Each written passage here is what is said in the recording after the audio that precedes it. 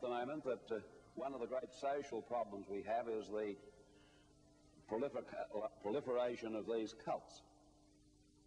Large numbers of our young people that feel our society's not going anywhere and has got no answers, and they've got to believe in something and they've got to belong to something. Well, of course, they're taken off into these various cults. Now, perhaps you may be a bit shocked when I say that really we belong, I'm speaking generally now, to the most dangerous cult of all. We all accept it. It's called the money cult. The money cult. Now, we were warned a long time ago, I believe, about the money cult, the danger of the money cult. And that might be almost the text of this paper. You can't serve both God and mammon. You've got to make a choice between serving God and mammon. Now, God is represented in the real world, a tremendous productive capacity, enormous manifestation of life. That's God. There's God. But we're not thinking in those terms at all. All the debates, all the arguments that take place are not about whether we've got enough pounds of butter, whether we can produce enough food, whether we can find enough building materials in Australia to build homes, whether we've got the skills to do it, whether we've got the technology. No, that's not what we're discussing at all. We discuss mammon. We keep on talking about mammon. Is there enough money or some financial problem? So what we've got to do is stop worshipping mammon. And that's exactly what we're doing. Now, in order to grasp this, it is essential that we look at some basic facts. And in this school, you must have noted by now, it's a systematic approach to this subject. Step by step, we're dealing with demonstrable facts. And I might say that we've conducted this school, or many similar schools in all parts of the world, and I've never struck anyone anywhere that can dispute the facts that are being put forward. The only thing you will strike, and this is perhaps a difficulty you may have, I well recall the last time I ran this school in Vancouver, Canada, we had a elderly gentleman who had been brought up in a certain way of life. He had to agree with all the facts, but then came that tremendous difficulty. What you're saying now is, because we don't require everybody in the production system, that in fact we'll have to devise some way of distributing God's gifts without what's normally called work. And he said, I find that impossible to get my mind around. Because he genuinely did believe that we all ought to work at something. Now, the logical end result of that is that you'll all have to be compelled to do something. And there you get back to that philosophical cleavage of the first lecture. Whether you do believe in voluntary association starting with individuals, or whether you believe someone's got to set himself up and compel you to do what he thinks is good for you. You've got to make up your mind. But no one can dispute the facts. And so we're now going to come to look at some more facts.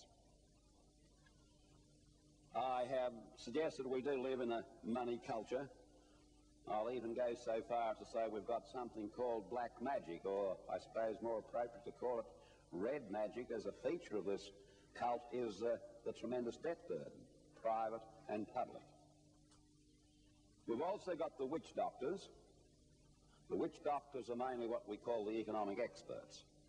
Now, a lot of jokes told about economic experts, including the one that is in response to the claim by someone that you can't take any notice to the experts. We've had them for the last 50 years, and there doesn't seem to be any consistency about them. Well, now, I disagree with that completely, and I want to just say my long experience is these witch doctors are consistently right.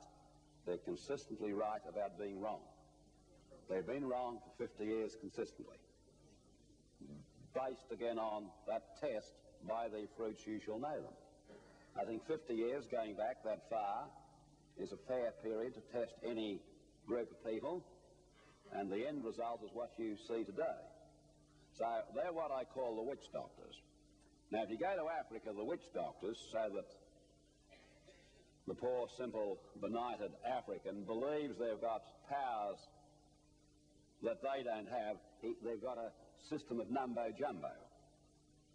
And that sounds so learned that people say, well, it must be very deep, beyond my understanding, and all you do is fall down and you worship whenever out comes some of this mumbo-jumbo. Now, we're bombarded with that. It starts back in the universities, which always reminds me of a friend of mine who was studying economics at Melbourne University. And he went back some years later and was looking at the exam papers, and he said, I see nothing's changed. He says, asking the same old question. Oh, yes, he said, the same old questions, but he said they've got different answers now. And you could have quite an hilarious time, if you liked, just going through some of the so-called questions and the answers. But let's have a look at just some examples of the mumbo-jumbo. So you pick up the paper and you may be a brave soul and you turn to the financial pages. And one recently I read, the headline said that the liquidity of the banking system is extremely tight. Now, you might ponder on that. What does that exactly mean? The liquidity of the banking system is tight. Well, the word liquidity itself obviously suggests some sort of liquids. Could be water in the bank vaults, or perhaps they're going back on the old rum ration they had in the early days. But then, of course, you try and get your mind around that. Well, now, how can a liquid be tight? Not unless you're referring to someone that's had too much of it, and we used to describe them as tight. So you are convinced, well, perhaps this is a pretty deep, dark subject, and you quickly turn over to the sporting pages, which you hope you can understand, or whatever else you're interested in. And you can take example after example. Or, for example, we're told about our financial resources are very strained at the moment. In fact, they're so strained, as you know, that Mr. Killen, our Minister for Defence, says we've got to cut back very seriously on defence. We can't build as many boats for patrolling as we used to. Now, if, of course, you were a realist, a person that's what I'd call Christ-oriented truth, you would ask the obvious. Goodness me, are we short of building materials? Are we short of skilled engineers to build the boats? Is there a shortage of food to feed the people who are going to build the boats? But when you ask that question, of course, you get the obvious answer, the real answer, oh no, we've got an abundance of that, but there's a shortage of money. Our financial resources are strained. How could our financial resources be strained when we're going to look at finance and say that it's not a resource at all? Now, we can easily prove this, irrespective of what you call a financial resource. You can use what we're going to look at in a few minutes, paper money or coins, or even if you think that we're still on the gold standard.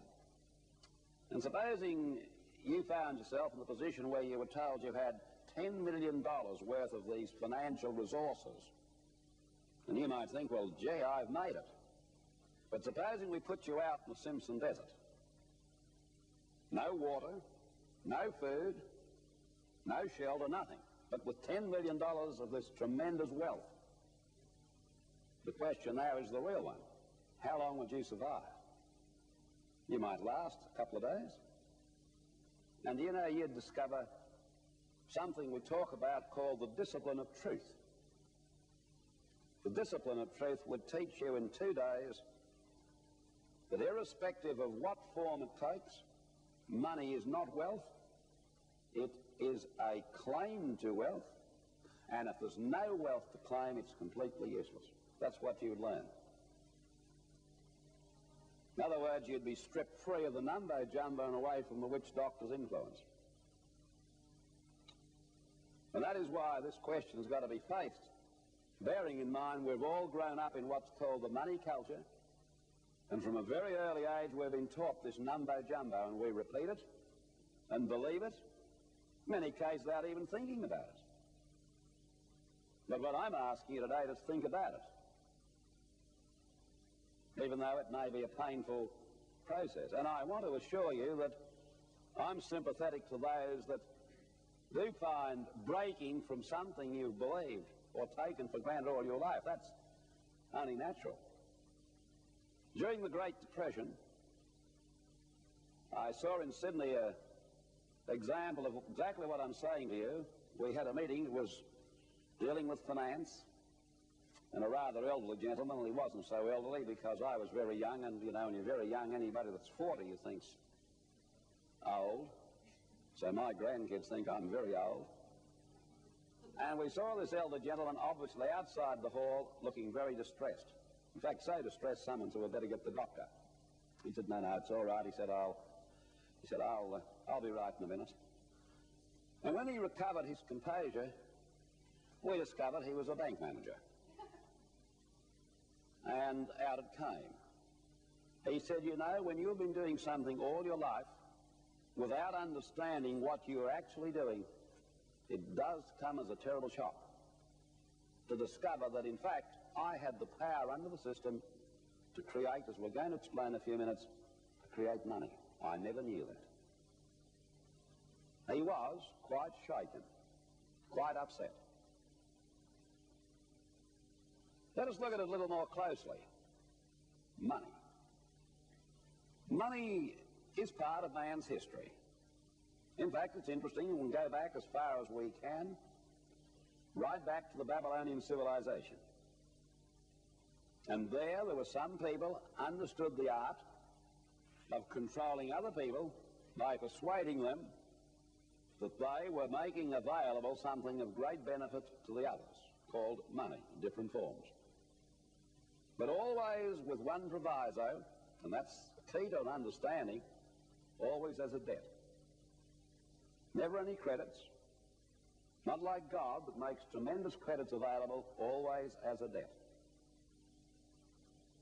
And if you care to study the collapse of the Babylonian civilization or come up to the Roman civilization, it's important to grasp there were three basic features to that disintegrating civilization. Number one, the tremendous burden of debt.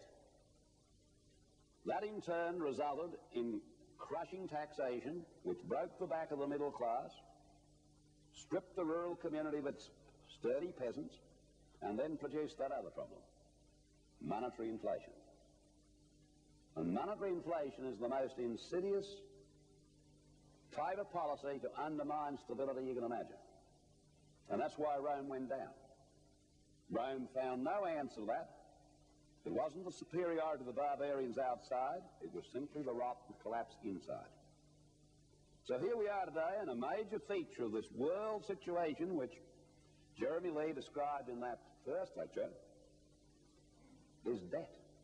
So astronomical that it's almost impossible now for the mind to encompass it. Debt on such a scale it can't be met, but it gives tremendous power to those that control debt.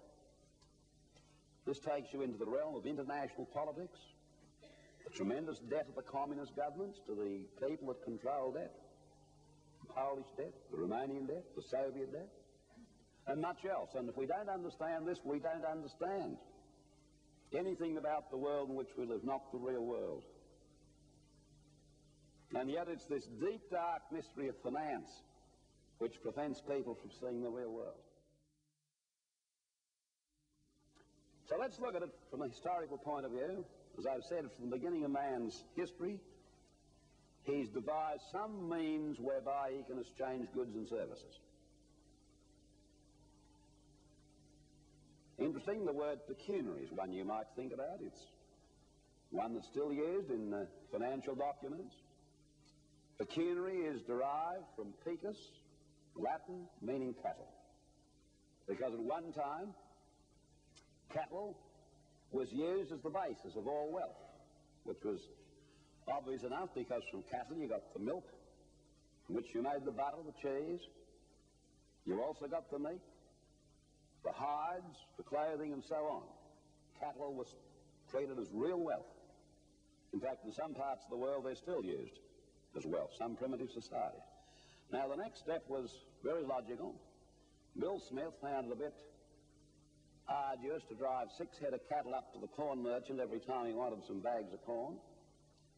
So he hit on the idea of cutting from some of the hides of his killed animals leather discs and putting his stamp on it and offering them to the corn merchant, saying, you know, my credit's good. Jeremy Lee dealt with that credit, credo. You know I can at any time meet any demand. And you know, if you'll think about it, anything which people will accept in exchange for their goods and services is money. You've got to all believe in it. So if you travel abroad, it's no good producing these dollar bills and asking them to accept them up in Japan. You might get some rude rebuffs. Some have even rudely said to me they look like jam tin covers, but I assure them that we can use them here anyhow.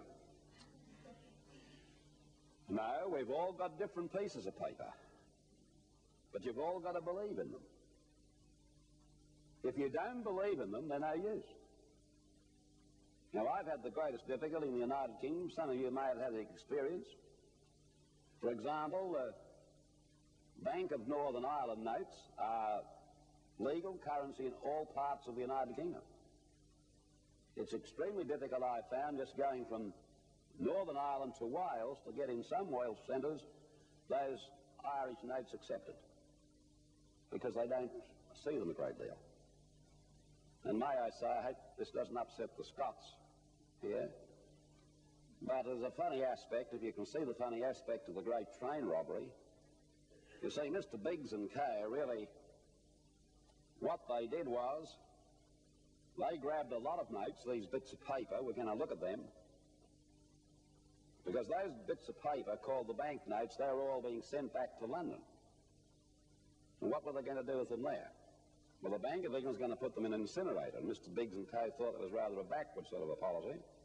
They thought if they grabbed them and redistribute them, that'd be a much better policy. But the tragedy is they didn't like the Scottish notes, and they threw those away. They didn't think that'd be too acceptable where they were going to do business. So every bank forger knows this. So if he makes a $5 bill, and for all I know, because I'm no expert, that may be a forged dollar bill, but so long as everybody will accept it, it operates as money. But if someone says, oh, that's a forgery, the last chap that seen it, bad luck, you've had it. Money. So there we go back to our man that's creating those leather coins. Tremendous advance. It made it easier to trade and commerce. Now, please note, the man that owned the wealth, he was also issuing tickets against it. He wasn't borrowing. They were his. You go on from there to the next stage when, of course, rare metals like gold and silver were also used as money. Then the next development was those interesting people called the goldsmiths, because they had the biggest banks and vaults. So if you had 4 bars of gold, you didn't want to have them round, because apparently even those days the socialist spirit was abroad in the land, that people wanted to share with you. So you went and you deposited them with Mr. Goldsmith, and all Mr. Goldsmith did, Mr. Goldsmith took a bit of parchment paper and he gave you a receipt. And he wrote out, received from Butler Eric D. Esquire, 4 bars of gold, the date. He had my 4 bars of gold, 90s bit of paper. And that bit of paper is the forerunner of these, because it wasn't long that I discovered, well, what was the sense? Every time I wanted to do business, going back to the goldsmith, giving him his receipt, getting the 4 bars of gold out, or 2 bars, and give it to Joe Blow, and he did the same. I said to Joe Blow, well, here's one of Goldsmith's receipts. And he looked at it, and he believed, okay, that's fine, and he used these. And that was a tremendous advance. Now, the next step was obvious. One goldsmith one day noticed that only a small percentage of demands were made on those receipts at any one time. And there was a period of expanding economies. People were wanting to buy it. Why not create more of those bits of paper than he had gold bars? And they discovered that it was about a ratio of 10 to 1. So long as he didn't overdo it, he was unlikely to get caught.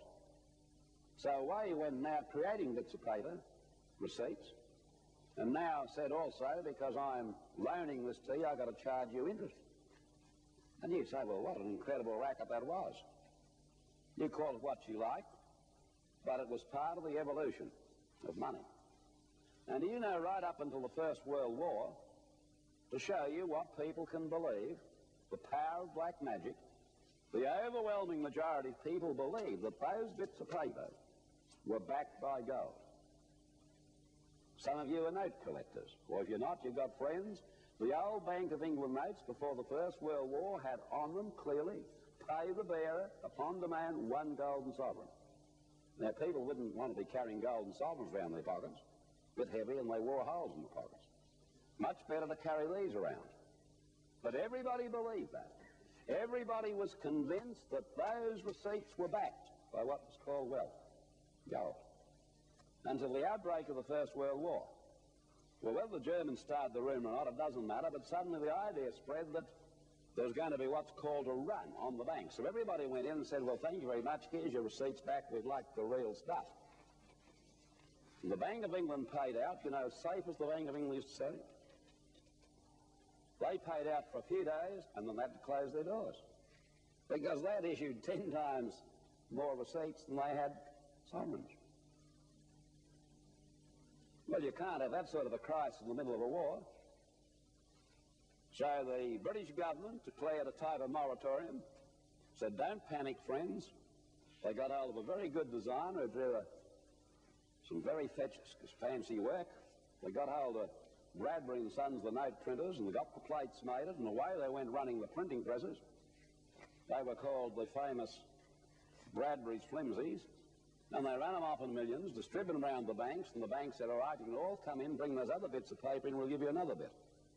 And it says on here it's backed by the whole nation, underwritten by the government. And people have never seen them in their lives before, thank you very much, and they hand one bit of paper, haven't got another bit of paper.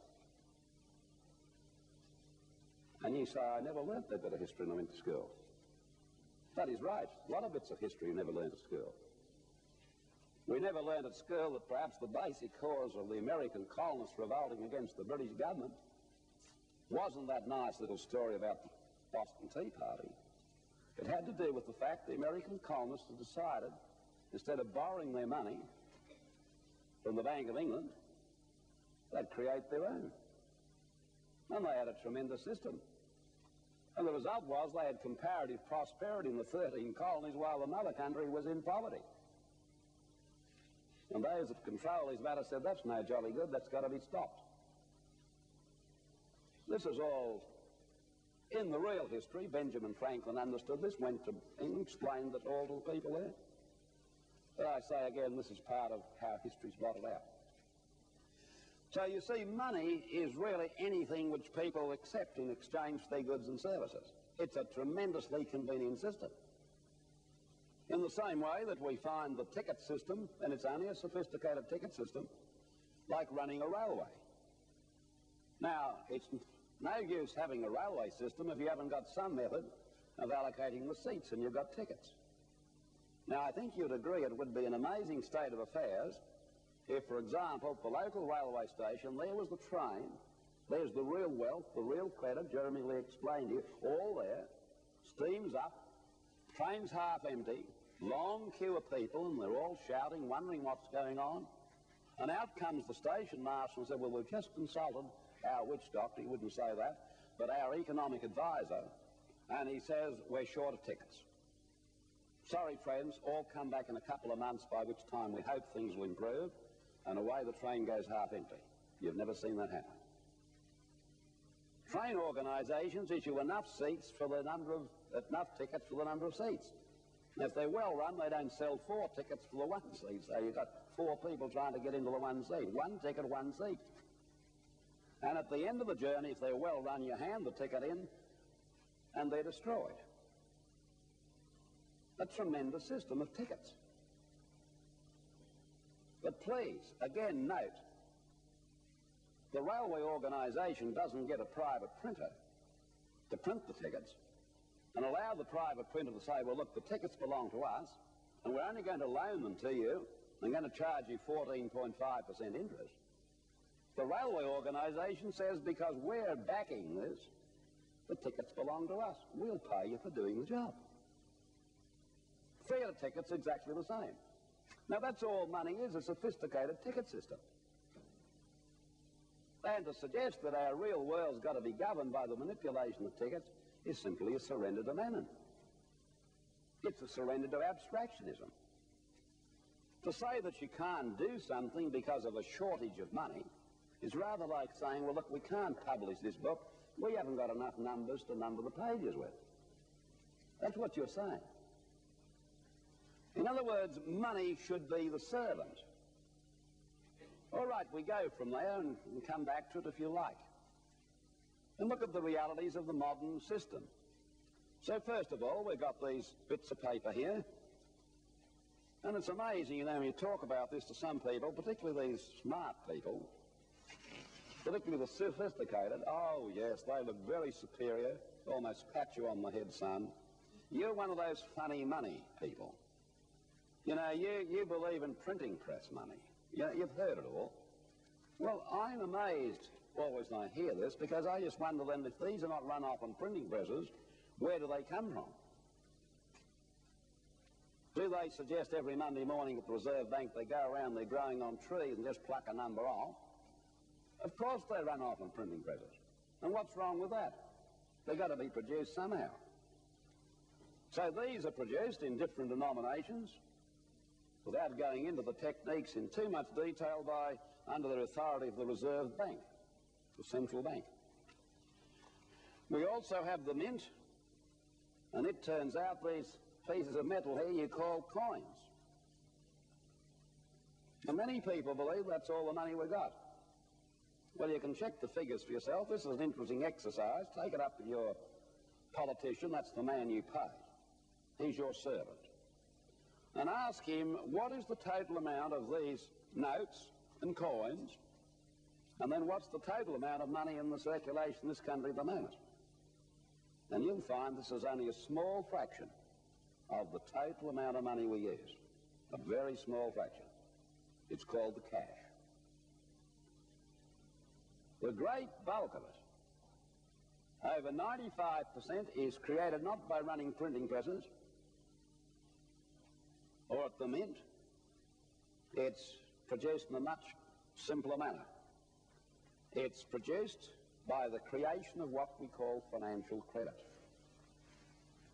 To come right to the point, what we have today is a banking system which creates the bulk of our money in the simple process of creating what's called credit. Against what? Against that real credit which Jeremy Lee has been discussing.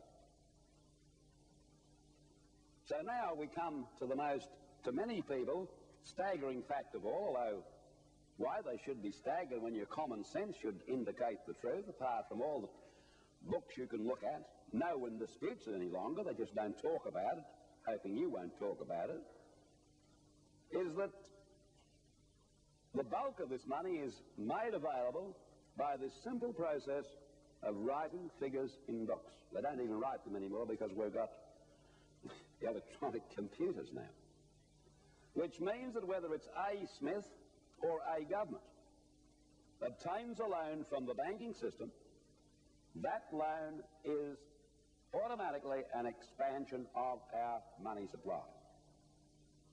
So if I go along to my banker and I've got the real credit, that's the productive capacity, I've got some real assets, and I say, well, look, if I've got an overdraft, I'd like to lift it from 5,000 to 10,000, all right, if he agrees, all he does is write in the bank documents, Eric D. Butler, limit $10,000.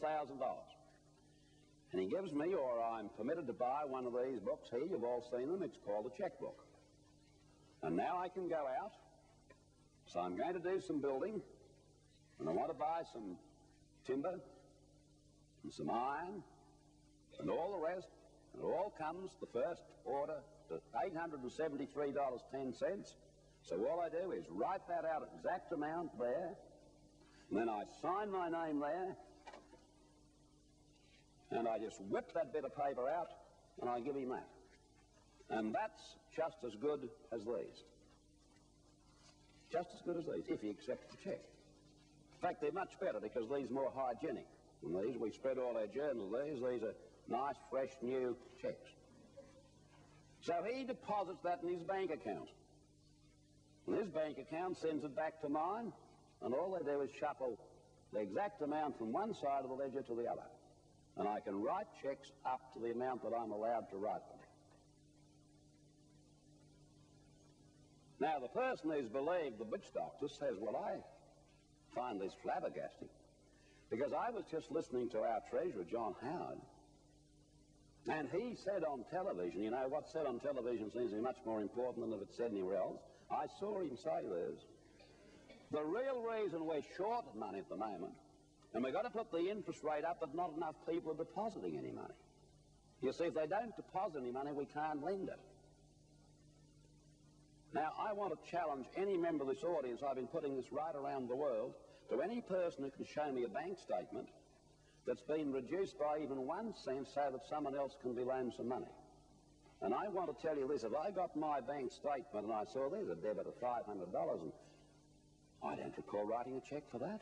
First thing, probably get on to the wife, she might have a shopping spree, no. And I went down to the bank and I said, listen, John, what's the meaning of this? And he said, oh, don't worry. Joe Blow was in and he wanted to borrow 500, so I just took 500 from your account to loan you. That never happens. You've never heard of it happen. It's an insult to common sense to suggest it does happen. And yet every day you hear that nonsense. Pure, undiluted black magic. Now, if you care to read, and I'll recommend a few little books, they're quite simple. The rate of creating this sort of money is governed by a formula which takes you right back to the Reserve Bank, and they decide. Don't say, look, if it's just as simple as this, I went to see my local bank manager and a good friend of mine, and I only wanted to borrow a couple of thousand. Now he said, I'm terribly sorry, Eric. You know, liquidity's very tight at the moment. Or if he did lend it to you, he said, I'm terribly sorry. Interest rates are now up to 14.5, but then don't blame him. He's just an administrator. He's only administering a policy that's fixed elsewhere. It is fixed by the Reserve Bank. And the Reserve Bank fixes this in accordance with some of the theories they've got. But the fact I want to get across to you is the volume of money coming out of the system is governed by the Reserve Bank. Not only are they creating it, as you repay your loan, if you're one of the lucky ones, like that railway ticket, it's cancelled out of existence. Now, as a system, it's tremendously, well, I'd say it's perfect. It is bookkeeping. You've got our records there. It's all the information there. And theoretically, as we produce goods and services like the train service and use it and consume it, and if we're destroying the tickets, it should be perfect. But there's one thing we all observe. The system can only keep working by creating more debt.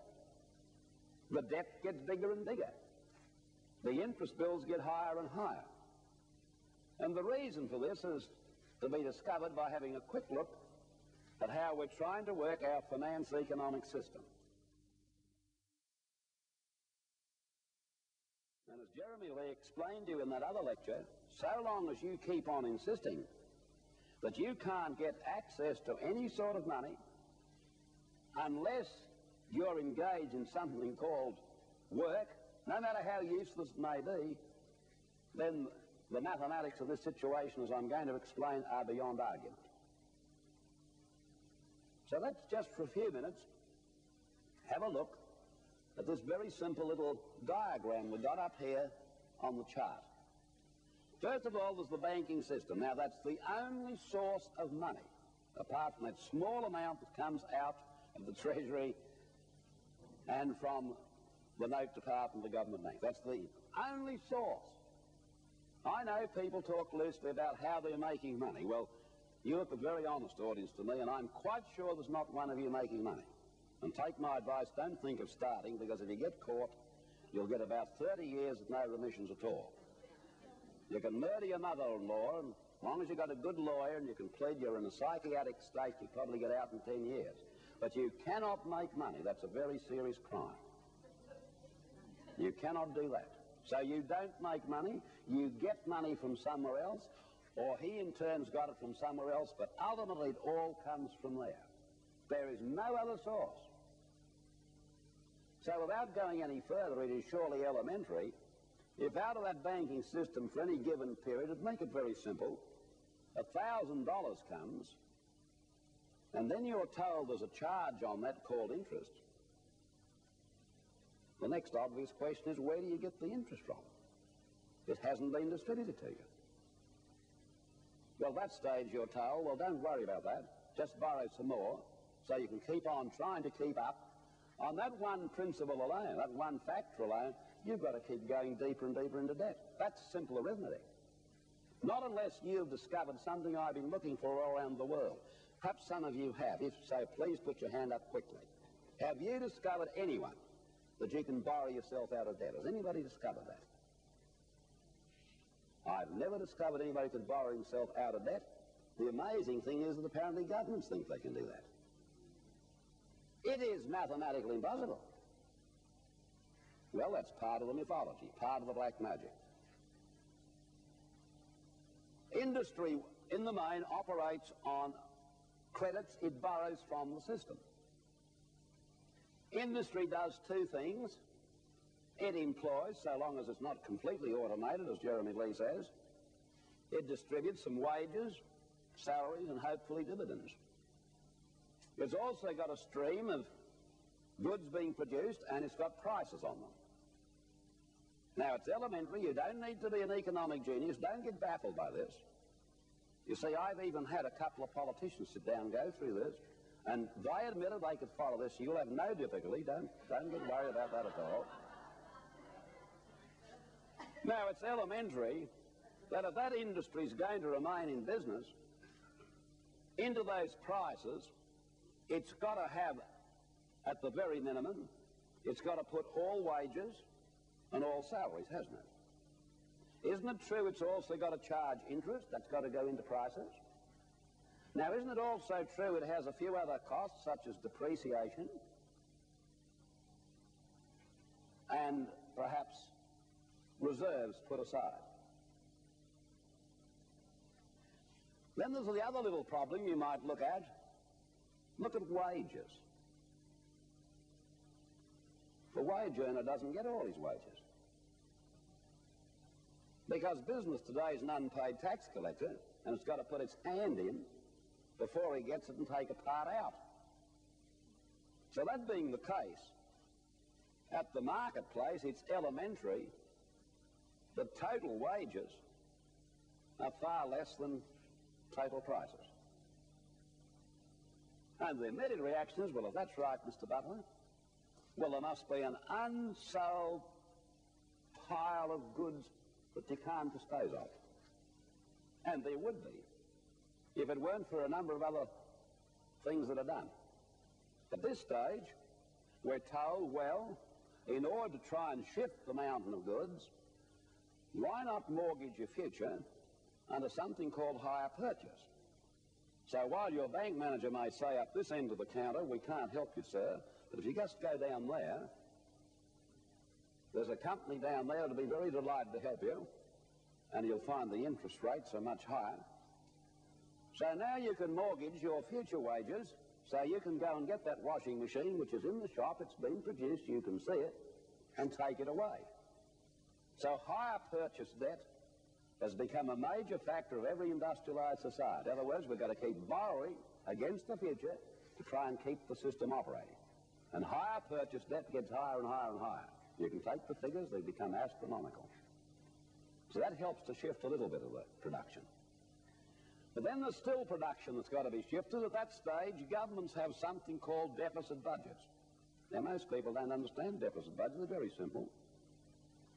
The government brings down a budget and then works out, these geniuses up at Canberra, that we're going to have X amount of income, but we're going to spend X plus 2, the 2 being the deficit. Where does the deficit come from? It's created in the same way all money's created, on the authority of the Reserve Bank. What's it created against? Against your assets. And you may say, well, when do we get some credits against their assets? You don't. All you get's debt, all the time. So they write that up as debt, the government spends it, and that helps to try and keep the economy rolling a little further. And you resort to all the other tactics, including the one by Jeremy Lee, building obsolescence. But we've still got a surplus. We can't dispose of it. Now what do? Well, we export it. Well, now we're having great difficulty exporting it to people like ourselves, the British or the Americans, because we're all trying to do the same thing. And there's only one part of the world we can export it to, and that's to the Soviet Union or to the communist countries, because, you see, they've got real shortages because their system doesn't produce too much except munitions and propaganda. But you say, but look, how are they going to pay us? Ladies and gentlemen, they don't pay you at all. You see, it was pointed out a long time ago by a man called Lenin, the time will come when the decadent capitalists, unable to solve their own internal problems, unable to work out an answer, all they'll do is be competing one with the other to send their surplus production to us. Thus, he said, becoming deaf mutes. And one of the lesser informed comrades, Lenin was informed, he understood the game. He said, but Comrade Lenin, as they won't want too much back, how are we going to sort of pay for it?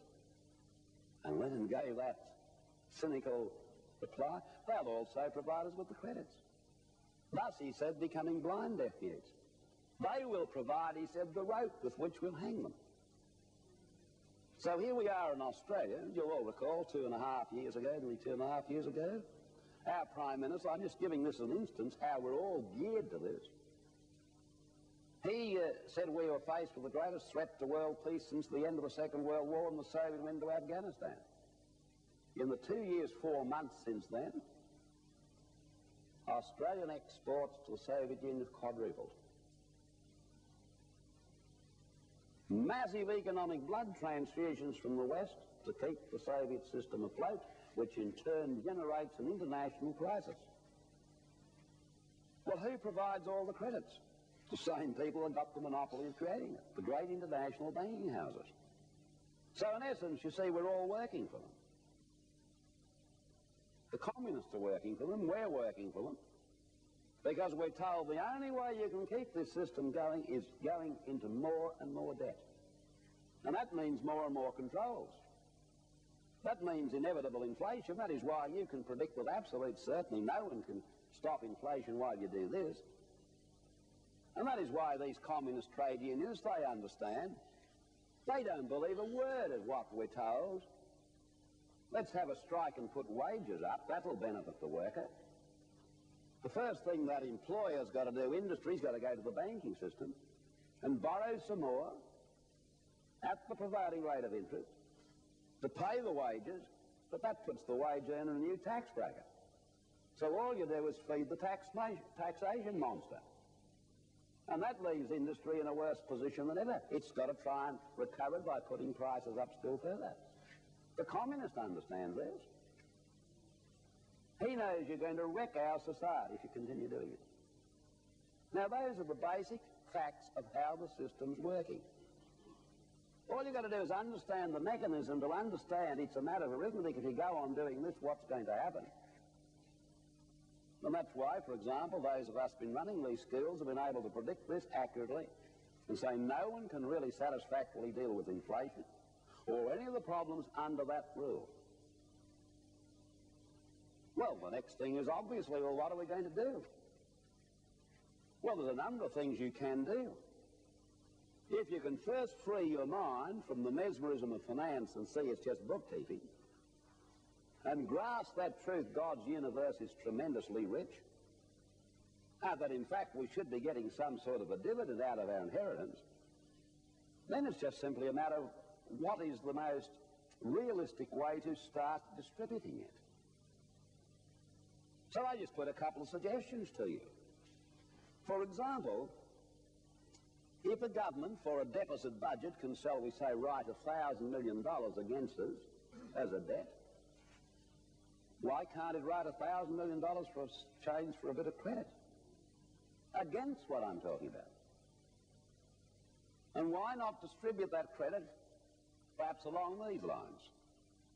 Supposing we said, all right, instead of talking about the shorter working week, we talked about the shorter working life. So we reduced the retiring age from 65 for a start. Perhaps we come back, not too excessive, perhaps we come back to 55. And those that want to leave the workforce, that stage, first of all, they've made a lifetime of their contribution to expanding the real credit of the country. They're fairly matured people. If they're not matured at 55, they're not going to start to smarten up after that too much. They're probably becoming grandkids. They're fairly responsible, so therefore they could move into a situation with more free time and security without, as Jeremy Lee's suggesting, spending it up at the pub. They're more likely to be more interested in running the Boy Scouts or do all the sort of jobs that have got to be done. Or they might just take up carpentry. Or they might even go fishing, and that'd be much more constructive than a lot of people doing at the moment. They'd become free people with enough years left to spiritualize their lives. So, as Jeremy Lee said, grow old gracefully. Because physically we know as a society we can do that. Or you could do a number of other things. All our returned servicemen, many others, pensions could be paid out of the credits instead of writing up debts. All against that enormous productive capacity we've got. We keep that in mind all the time. We know as a society we can afford to do it. Easily afford to do it. That would enable our young people to be brought into the workforce. And might I just say, expressing a personal opinion, I would make it compulsory for young people to take a job. I'd cut all welfare off because they need the discipline so that they also can see they've got to make their contribution, but always knowing as they improve the real credit, perhaps the retiring age can be progressively reduced. Everyone's got an incentive.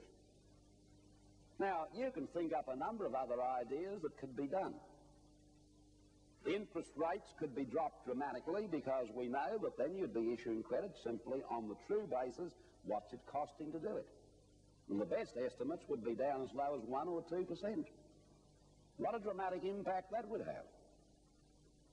So there's no problem there once you get your mind around this. But then comes the real difficulty. Well, how are you going to get this done? And who's going to do it? Are you suggesting, Mr. Butler, we form a new political party? That's exactly the wrong way. All that amounts to is dividing the community up a little further, and some groups saying, well, look, if only we had the power, we'll be different to all those other people. No, this is not going to be changed until such time as enough people back here in the community stop worshipping money, mammon, and say, look, we are Christians. God's abundance is there. It is absolute blasphemy to say it cannot be distributed, or that we go on doing what we're doing at the present time. And I must say, to put a personal view, I regard the way in which we're treating that tremendous gift from God as absolute blasphemy. I cannot believe that's how God intended us to use a heritage. And this is a challenge, isn't it, for Christians? And it raises the question, which I'm sure my colleague, Mr. Tony Morris, will deal with in the last lecture, of the role of the Christian in this. Because the Christian's got to give the leadership. Surely only the Christian's going to insist as a society we've got to stop worshipping mammon and start worshipping God. But he's got to equip himself. Please, he doesn't have to be an expert. All he's got to understand are basic principles. As I've often said, take a motor car. Now, I'm no automotive engineer, but I do understand the basic principles, the principles. I know, for example, you put water in the radiator. You don't put water in the petrol tank. I know that a motor car has got a system which, after the petrol has been injected into the cylinders, it's ignited, whatever terminology, by an electric spark. I understand all that.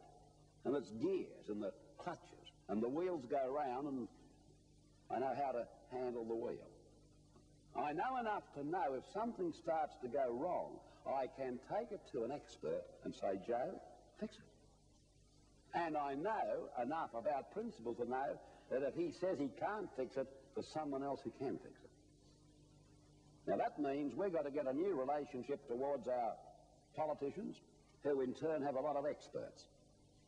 Now the first thing we've got to do is to get those experts where they should be, on tap, not on top where they've been for too long. In other words, we've got to say to them, look, we know that this society of ours can operate much more satisfactorily.